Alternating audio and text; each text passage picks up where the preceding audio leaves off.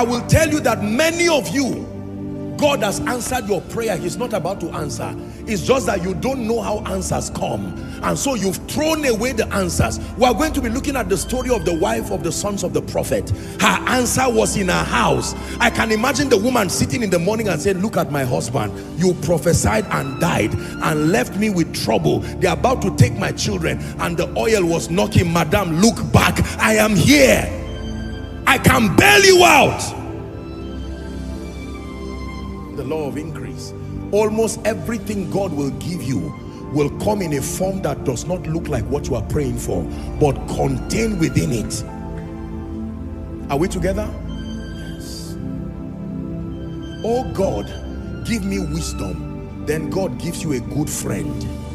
And you are saying, but where is the wisdom? He embodied wisdom in one good friend and brought the person to you.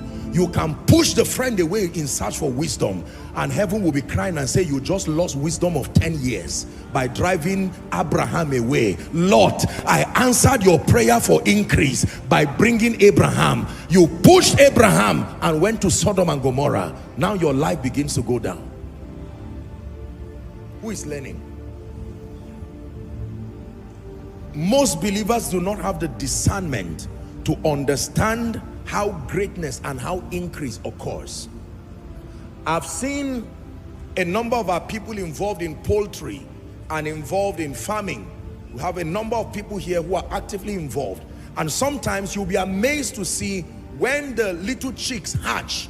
You are watching the mothers that will have their own eggs too. Am I right on that? But at that point, they're old chicks. They don't matter. You ignore those tiny chicks and they die, and you don't have tomorrow again.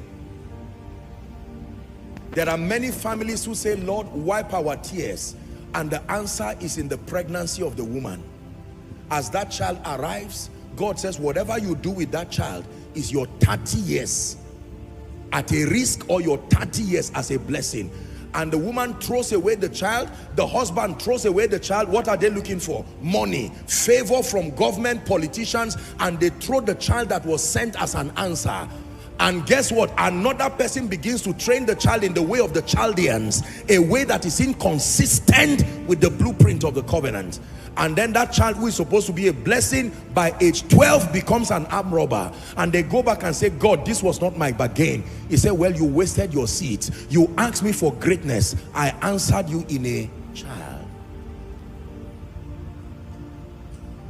Spiritual things never come in the form that looks like them when they arrive. You will need the eye of the Spirit to see.